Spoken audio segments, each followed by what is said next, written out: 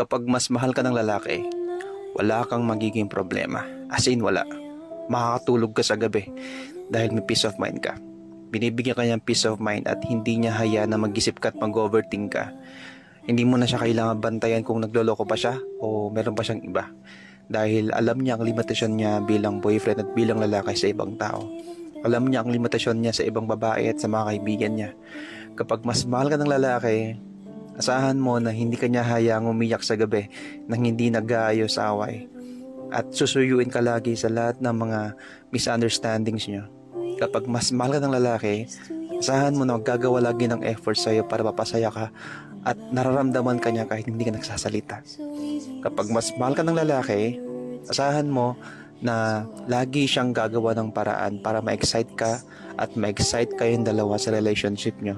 Ang lalaki kapag sobrang mahal ka niyan, ikaw lang yung focus niya, ikaw lang yung tinitignan niya at ikaw lang yung mahal niya.